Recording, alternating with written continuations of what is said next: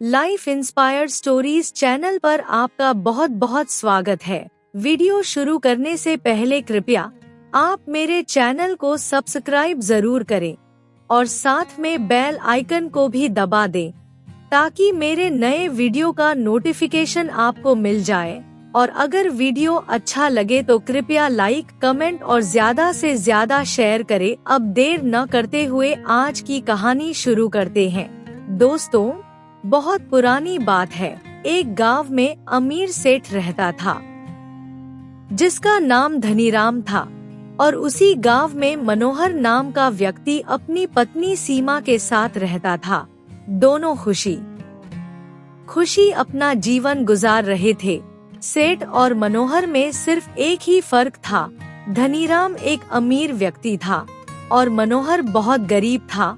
एक दिन मनोहर की पत्नी ने कहा, घर में राशन खत्म हो गया है।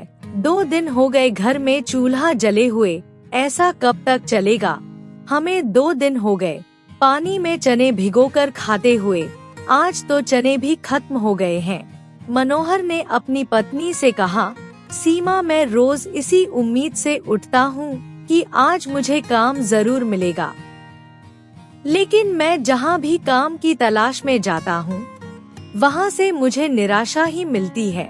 सीमा अपने पति की बात सुनकर उदास हो गई और बोली, पता नहीं हमारे अच्छे दिन कब आएंगे या फिर हमें सारी उम्र ऐसे ही गुजारनी होगी। मनोहर ने अपनी पत्नी की बात सुनकर कहा, तुम ऐसा क्यों कहती हो? हमें सिर्फ जीवन में अपने कर्म करने चाहिए। अगर हमारे कर्म अच्छे होंगे तो परमात्मा हमारे लिए अच्छा ही करेगा, क्योंकि कर्म ही सबसे बड़ा है। सीमा ने अपने पति की बात सुनकर कहा, आप रहने ही दो, आप सिर्फ बड़ी बड़ी बातें ही करते रहते हो। मनोहर ये सुनकर काम की तलाश में निकल गया और वहीं दूसरी तरफ धनीराम और उसका नौकर आपस में बात कर रहे थे। नौकर धनीराम से कह रहा था, मालिक मेरा हिसाब कर दीजिए, उसके बाद आपने जिसे रखना हो उसको रख लीजिए। धनीराम अपने नौकर की बात सुनकर बोला, कौन सा हिसाब? कैसा हिसाब? तुमने किया ही क्या है?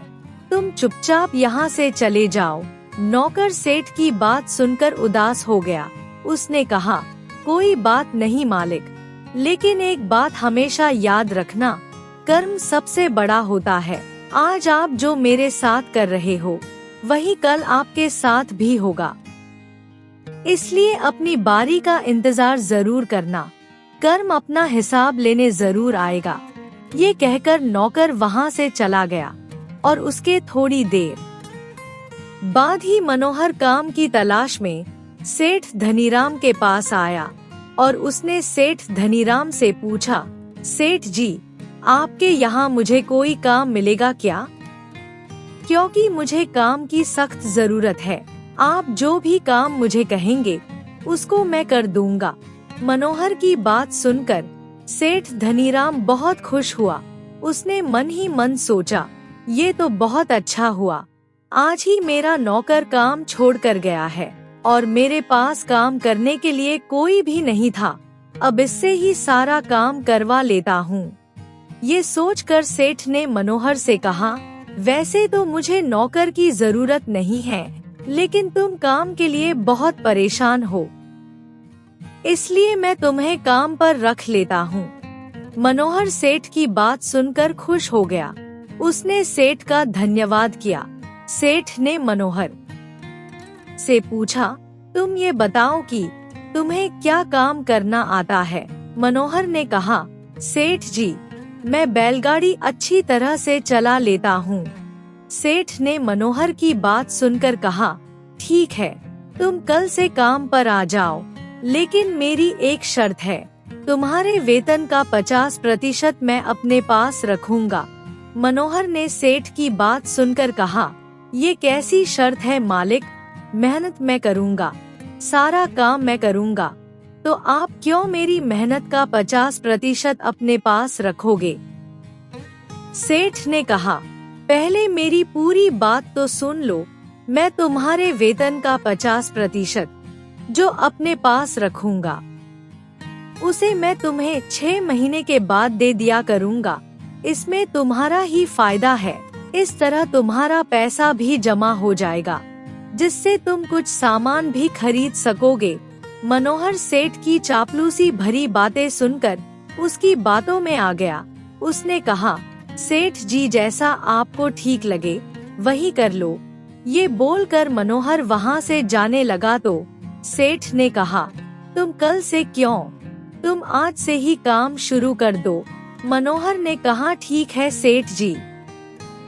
ये कहकर मनोहर ने बैलगाड़ी में बोरियां रखनी शुरू कर दी और उसके बाद बैलगाड़ी लेकर दूसरे गांव में माल देने चला गया और शाम को माल देकर वापस आ गया और सेठ से कहता है, मालिक मैंने सारा माल पहुंचा दिया है, अब आप मुझे मेरी आज की मजदूरी दे दीजिए। सेठ मनोहर को मजदूरी दे देता है, लेकिन उसमें से 50% अपने पास रख लेता है। लेकिन मनोहर बिना कुछ कहे वापस अपने घर चला जाता है। घर पहुंचकर उसने अपनी पत्नी से कहा, मुझे काम मिल गया है और मजदूरी भी अच्छी है, अब हमें भूखे पेट सोने की जरूरत नहीं है।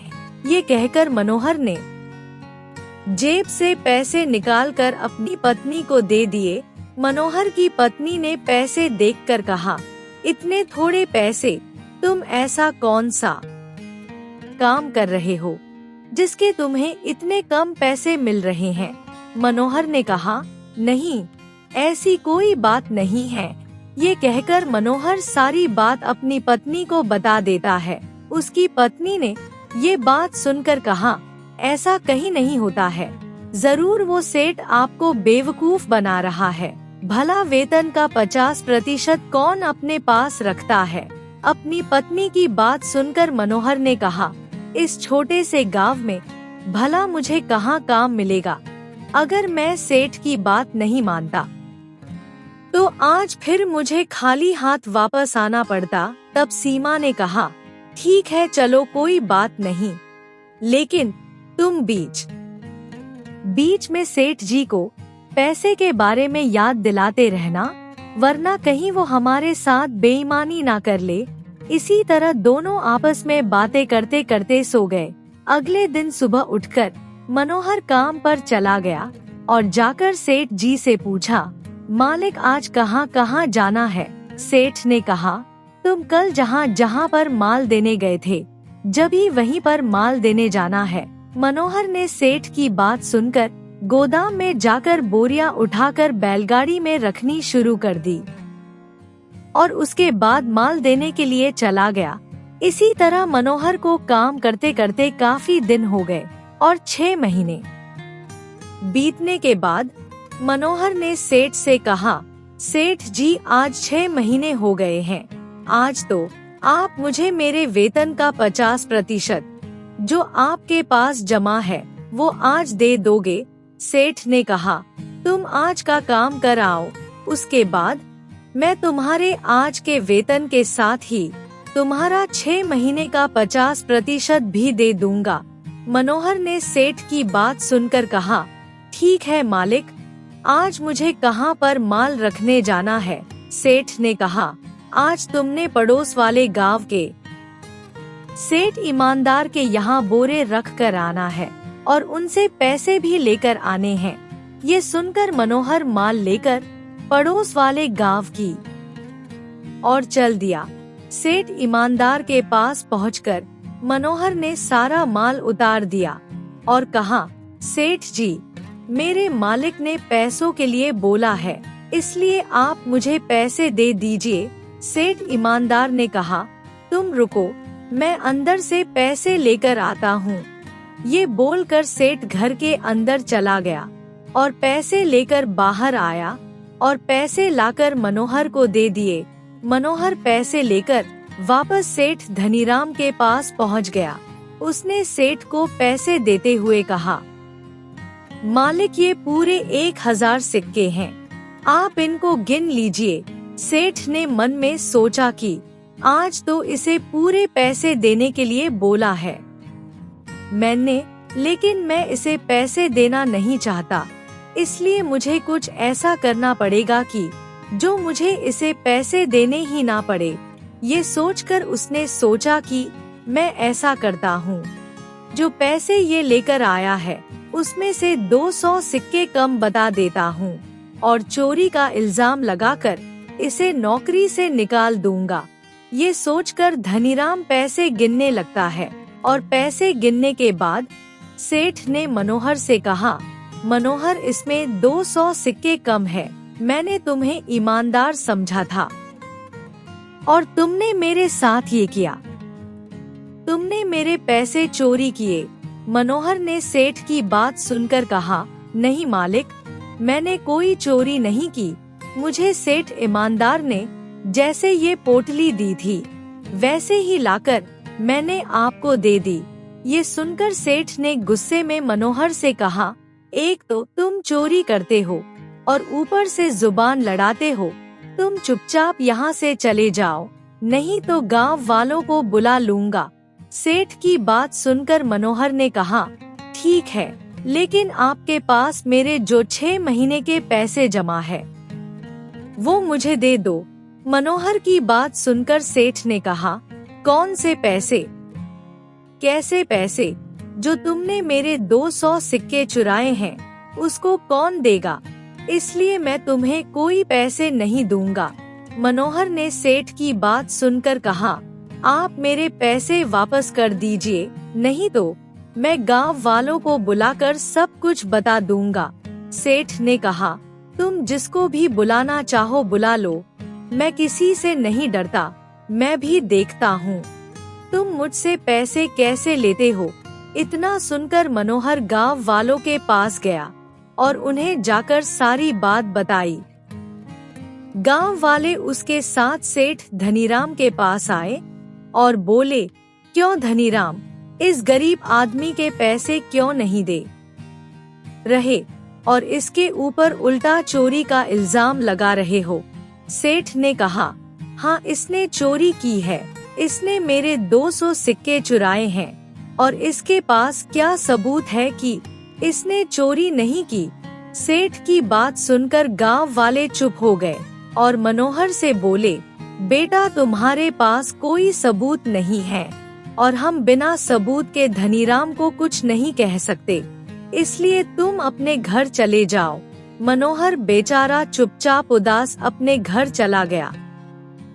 मनोहर का उदास चेहरा देखकर सीमा ने उससे पूछा, आप इतने उदास क्यों हो? क्या बात है?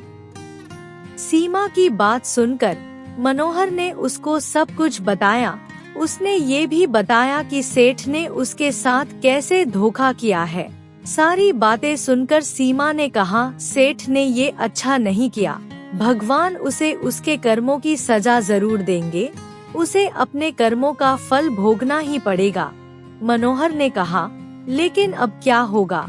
मैंने तो चोरी भी नहीं की, लेकिन फिर भी उसने मुझे सभी के सामने चोर बना दिया है। उधर सेठ धनीराम मनोहर को धोखा देने के बाद ये सोचकर खुश हो रहा था कि मैं कितना होशियार और तेज हूँ। मैंने मनोहर से इतना काम भी करवा लिया और पैसे भी नहीं दिए। ये सोचता हुआ सेठ धनीराम अपने घर की तरफ चल दिया। लेकिन जब वो अपने घर पहुंचा तो उसने देखा कि उसके घर में आग लग गई थी। आसपास के लोग उसके घर के पास खड़े हुए थे। सेठ जोर जोर से चिल्लाने लगा कि आग बुझाने के लिए कोई मेरी मदद करो। लेकिन सेठ धनीराम चिल्लाता ही रह गया और देखते ही देखते उसका घर जलकर राख हो गया। सेठ बहुत रोया, लेकिन कुछ कर नहीं सका। सेठ धनीराम ने वो रात घर के बाहर ही बिताई। अगले दिन सुबह धनीराम अपनी दुकान पर चल दिया, लेकिन जब वो दुकान पर पहुंचा तो उसने देखा कि दुकान और गोदाम का ताला टूटा हुआ है। सेठ धनीराम ने अंदर जाकर देखा तो अंदर कुछ भी नहीं था। सेठ धनीराम अपना सिर पकड़कर वहीं बैठ गया। वो समझ गया कि रात को चोरों ने उसकी दुकान और गोदाम को खाली कर दिया। सेठ ऊपर की तरफ देखकर कहने लगा, हे भगवान, ये मेरे साथ क्या हो गया? पहले मेरे घर में आग लग गई और अब चोर मेरी दुकान भी लूट कर ले गए। हे भगवान, अब मेरा क्या होगा? मैं तो पूरी तरह से बर्बाद हो गया। दोस्तों, ऐसे समय भी मनुष्य अपने बुरे कर्म याद नहीं करता बल्कि भगवान को दोष देना शुरू कर देता है। धनीराम भी यही करने लगा और उधर दूसरी तरफ मनोहर काम की तलाश में दूसरे गांव में सेठ ईमानदार के पास पहुंचा और वहां जाकर उसने सेठ से काम की मांग की और पूछा, सेठ जी, क्या आपके पास कोई काम मिलेगा? सेठ ईमानदार ने उसको पहचान लिया और उससे पूछा कि तुम तो सेठ धनीराम के यहाँ काम करते थे, वहाँ से काम क्यों छोड़ दिया? मनोहर ने सेठ ईमानदार को सारी बात बताई जो उसके साथ हुआ था, कि कैसे सेठ धनीराम ने उसके साथ धोखाधड़ी करके उसे काम से निकाल दिया। मनोहर की बात सुनकर सेठ ईमानदार ने कहा, तुम चिंता मत करो, तुम मेरे यहाँ काम करो। मुझे तुम्हारे जैसे ईमानदार और मेहनती इंसान की जरूरत थी। वैसे भी सेठ धनीराम बहुत ही लालची किस्म का इंसान है। तुम्हें यहाँ कोई तकलीफ नहीं होगी। हर रोज तुम्हें तुम्हारी मजदूरी मिल जाया करेगी। मनोहर ने सेठ जी की बात सुनकर उनका बहुत धन्यवाद किया। मुरली ने सेठ ईमानदार के यहाँ काम करना शुरू कर दिया और शाम तक उसने आसपास के सभी गांवों में जाकर अपना काम खत्म भी कर लिया। सेठ ईमानदार उसकी मेहनत देखकर बहुत खुश हुआ। उसने मनोहर को उसकी मजदूरी से ज्यादा पैसे दिए। मनोहर इतने पैसे देखकर बहुत खुश हुआ। उसने सेठ से पैसे लिए और वापस अपने घर की तरफ चल दिया। रास्ते में मनोहर ने सोचा कि आज मेरी मेहनत से खुश होकर सेठ ने मुझे मेरी मेहनत से ज्यादा पैसे दिए हैं, क्यों ना सीमा के लिए कुछ लेता जाऊं। वैसे भी इतने साल हो गए हैं, मैंने उसके लिए कुछ भी नहीं खरीदा। मनोहर खुद से बातें करता हुआ बाजार में पहुंच गया। बाजार में पहुंचकर मनोहर एक सुनार की दुकान पर गया और दुकानदार से बोला, सेठ जी, मुझे कानों के लिए झुमके दिखा दीजिए। दुकानदार मनोहर को झुमके दिखाने लगा। मनोहर ने एक जोड़ी झुमके पसंद किए और दुकानदार से उसका दाम पूछा। दुकानदार ने कहा, ये बहुत ही अच्छे झुमके हैं और बहुत ही सस्ते हैं। मनोहर ने दुकानदार से झुमके लिए और घर चला गया। घर पहुंचकर मनोहर ने सीमा से कहा, देखो सीमा, मैं तुम्हारे लिए झुमके लाया हूँ। आज मैंने नए काम की अपनी पहली कमाई से लिए है। सीमा ने मनोहर की बात सुनकर कहा, आपने इतने महंगे झुमके क्यों लिए हैं? मनोहर ने कहा, अब इस बात को छोड़ो और ये बताओ कि झुमके कैसे हैं? सीमा ने कहा, बहुत सुंदर है। दोनों आपस में बातें करने लगे और उधर दूसरी तरफ सेठ धनीराम इधर उधर भटक रहा था, क्योंकि घर में आग लगने और दुकान में चोरी होने के बाद उसके पास कुछ भी नहीं बचा था। इसलिए वो काम की तलाश में इधर उधर भटक रहा था। वो काम ढूंढता ढूंढता गांव के जमींदार के पास पहुंचा और उसने जमींदार से कहा, जमींदार जी, आपके यहाँ कोई काम मिलेगा? क्योंकि मैंने 2 दिन से खाना नहीं खाया है। जमींदार को उसकी हालत के ऊपर तरस आ गया। उसने कहा, तुम्हें काम मिल जाएगा, लेकिन उससे पहले खाना खा लो, उसके बाद मैं तुम्हें काम बताता हूँ। जमींदार ने अपने मुनीम को आवाज लगाई, नरेंद्र, इसके लिए खाना लेकर आओ। नरेंद्र जमींदार की आवाज सुनकर धनीराम के लिए खाना ले आया और खाना धनीराम को दे दिया। धनीराम ने खाना खाने के बाद जमींदार से कहा, अब बताइए जमींदार जी, क्या काम करना है? जमींदार ने कहा, तुम्हें घर की साफ सफाई और इसके साथ खेतों में भी काम करना होगा। उसके बदले में मैं तुम्हें 2 वक्त का खाना और महीने के आखिरी में पगार दे दिया करूँगा। अगर तुम्हें मंजूर है तो बता दो, नहीं तो तुम जा सकते हो। धनीराम ने कहा, ठीक है सेठ जी, मैं सारे काम कर लूँगा। जमींदार ने नरेंद्र से कहा, तुम धनीराम को सारा काम समझा दो। नरेंद्र ने कहा, मालिक आप चिंता मत करें, मैं सारा काम समझा दूंगा। नरेंद्र बहुत ही लालची इंसान था। वो मालिक के काम का सारा हिसाब किताब रखता था। उसके बदले में जमींदार उसे अच्छी पगार देता था, लेकिन उसकी नजर जमींदार की तिजोरी पर थी। उसने धनीराम से कहा, तुम सबसे पहले खेत में काम करना शुरू करो। पहले बीज डालो, फिर रोज उसमें पानी भी डालो। धनीराम ने उसकी बात सुनकर कहा, ठीक है, मैं खेतों से काम शुरू करता हूँ। ये कहकर धनीराम खेत में काम करने के लिए निकल गया और खेतों में जाकर बैल की मदद से हल चलाने लगा। और हल चलाते हुए वो सोचता है कि हे भगवान, मुझे आज पता चला कि कितनी मेहनत करनी पड़ती है। हल चलाने के बाद धनीराम खेतों में बीज डालता है और उसके बाद पूरे खेतों में पानी डाल देता है। इसी तरह धनीराम बहुत मेहनत से प्रतिदिन ये काम करता है। कुछ महीने बीतने के पश्चात फसल बड़ी हो जाती है। फसल को देखने के लिए जमींदार के साथ नरेंद्र भी आया। फसल को देखकर जमींदार ने धनीराम से कहा, तुमने बहुत अच्छा काम किया है। इस बार हर बार की फसल से ज्यादा फसल नजर आ रही है। लगता है तुमने कड़ी मेहनत की है। धनीराम ने कहा, हाँ मालिक, मैंने बहुत मेहनत की है। अब हर बार ही आपकी फसल इतनी ज्यादा ही होगी, जिससे आपको दुगना मुनाफा होगा। धनीराम की बात सुनकर नरेंद्र ने कहा, तुम इतनी बड़ी बड़ी बातें मत करो। कल को तुम्हें अपनी बातों पर ही शर्मिंदा होना पड़ेगा। अगर ज्यादा फसल नहीं हुई तो। जमींदार ने नरेंद्र की बात सुनकर कहा, तुम धनीराम का मनोबल गिराने वाली बातें मत करो, बल्कि तुम्हें इसकी तारीफ करनी चाहिए। अगर तुम इसका मनोबल बढ़ा नहीं सकते तो इस तरह की बातें तो मत करो। नरेंद्र जमींदार की बात सुनकर चुप हो गया, लेकिन वो धनीराम से ईर्ष्या करने लगा।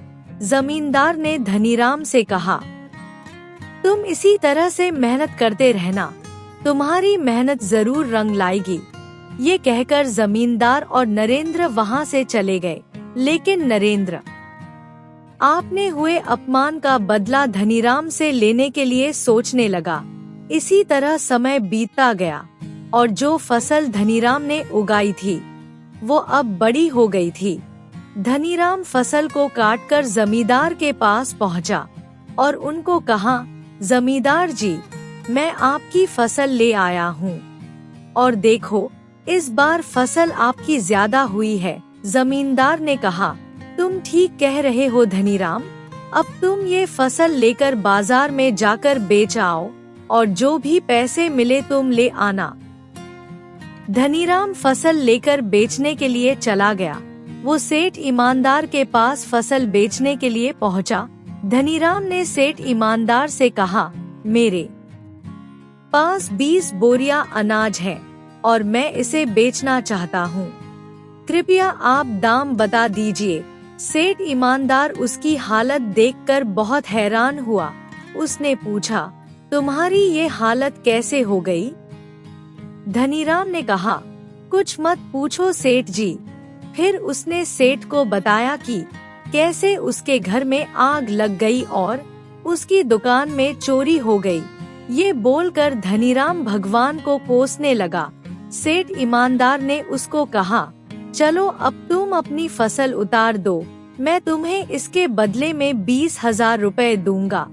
फसल बेचकर धनीराम वापस जमींदार के पास पहुंचा और जमींदार को जाकर फसल की कीमत दे दी। जमींदार ने पैसे लेकर नरेंद्र से कहा, नरेंद्र, ये पैसे ले जाकर तिजोरी के अंदर रख दो। नरेंद्र पैसे लेकर चला गया। अंदर जाकर उसने सोचा कि आज मौका है धनीराम को सबक सिखाने का। ये सोचकर नरेंद्र 20,000 रुपए में से 5,000 रुपए निकाल लेता है और तिजोरी को खुला छोड़कर बाहर चला जाता है। और बाहर आकर उसने धनीराम से कहा, तुम्हें जमींदार जी अपने कमरे के अंदर बुला रहे हैं। लगता है तुमसे कोई जरूरी काम है, या फिर जो तुमने इस बार इतनी अच्छी फसल की है उसके बदले में तुम्हें कोई इनाम देना चाहते हैं, इसलिए तुम्हें बुला रहे हैं। ये सुनकर धनीराम अंदर कमरे में चला गया। वहाँ जाकर उसने देखा कि जमींदार जी वहाँ नहीं है। तभी उसकी नजर खुली हुई तिजोरी पर पड़ी। उसने सोचा, शायद नरेंद्र तिजोरी बंद करना भूल गया होगा। ये सोचकर वो तिजोरी बंद करने के लिए आगे बढ़ा। तभी वहाँ पर नरेंद्र आकर जोर जोर से चोर चोर चिल्लाने लगा। नरेंद्र के चिल्लाने की आवाज सुनकर जमींदार अपने लठैतों को लेकर वहाँ पर आ गए और नरेंद्र से पूछा, तुम चिल्ला क्यों रहे हो? नरेंद्र ने कहा, मालिक ये धनीराम चोर है। जब मैं अंदर कमरे में आया तो ये आपकी तिजोरी में से पैसे चुरा रहा था, और क्या पता ये कब से चोरी कर रहा था। आप इसे इतना भोला भाला समझ रहे थे। धनीराम ने कहा, जमींदार जी ये झूठ बोल रहा है। इसने ही मुझसे कहा था कि आप मुझे अपने कमरे में बुला रहे हैं, इसलिए मैं आपके कमरे में आया था। नरेंद्र ने कहा, मालिक ये झूठ बोल रहा है। अपने आप को बचाने के लिए ये मेरे ऊपर झूठा इल्जाम लगा रहा है। मैं तो कहता हूँ लठैतों को बोलो कि इसको मारो, तभी ये सच बोलेगा। जमींदार ने धनीराम से पूछा, तुम सच सच बताओ कि तुमने चोरी की है या नहीं। धनीराम ने कहा, मालिक मैं सच बोल रहा हूँ, मैंने चोरी नहीं की है। जमींदार ने अपने लठैतों से कहा, अब तुम ही इससे सच उगलवाओ। ये सुनकर जमींदार के लठैतों ने धनीराम को मारना शुरू कर दिया और धनीराम की हालत खराब हो गई। लेकिन वो यही कहता रहा कि उसने चोरी नहीं की है। जमींदार ने अपने लठैतों से कहा, इसको बाहर फेंक आओ। जमींदार के लठैतों ने धनीराम को मार मार कर बाहर फेंक दिया। घायल अवस्था में पड़ा हुआ धनीराम अभी भगवान से यही कह रहा था कि मेरी क्या गलती थी जो मेरे साथ ये किया। तभी वहाँ से एक महात्मा गुजर रहे थे। जब उन्होंने कराहने की आवाज सुनी तो उन्होंने देखा कि एक आदमी घायल अवस्था में पड़ा हुआ है और भगवान को कोस रहा है। महात्मा उसके पास आए और पूछा, तब उसने सब कुछ बताया। महात्मा उसकी बात सुनकर मुस्कुराए। महात्मा को हंसते देखकर धनीराम ने बोला, बाबा मेरी हालत खराब है और आप हंस रहे हो। महात्मा ने कहा, धनीराम तुम जिसके लिए परमात्मा को दोष दे रहे हो, असल में ये सब कुछ तुम्हारे ही कर्मों का फल है। जो तुम दूसरों के साथ करते थे वही आज तुम्हारे साथ हुआ है, और ये तो होना ही था, क्योंकि कर्मों का फल तो सबको भोगना ही पड़ता है। महात्मा की बात सुनकर धनीराम लज्जित हो गया। उसकी आंखों से आंसू बहने लगे। उसके सामने उसका सारा अतीत आ गया जो उसने आज तक दूसरों के साथ किया था। अब उसकी समझ में आ गया था कि मेरे साथ ये सब कुछ क्यों हुआ है। उसने महात्मा से हाथ जोड़कर माफी मांगी। दोस्तों, कर्मों का फल सभी को भोगना पड़ता है। जो आज हम दूसरों के साथ करेंगे वही आने वाले समय में हमारे साथ भी जरूर होगा। ये कुदरत का नियम है और इसे कोई बदल नहीं सकता। कर्म फल सभी को भोगना ही पड़ता है, चाहे वो मनुष्य हो या फिर देवता हो। सबको अपने अपने किए का फल एक दिन जरूर मिलता है। आज अगर हम किसी के साथ अच्छा करेंगे तो आने वाले समय में हमारे साथ भी अच्छा ही होगा, और अगर हम बुरा करेंगे तो वैसा ही हमारे साथ होगा। जो कुछ आज हम करेंगे वो हमें ब्याज के साथ वापस मिलेगा।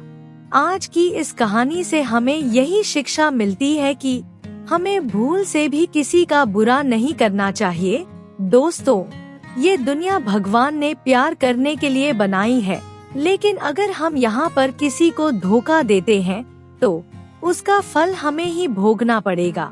इसलिए इस कहानी से सबक लेते हुए हमें कभी भी किसी का बुरा नहीं करना चाहिए और ना ही बेईमानी करनी चाहिए।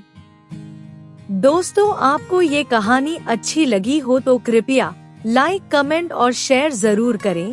आपके प्यार और स्नेह के लिए बहुत बहुत धन्यवाद।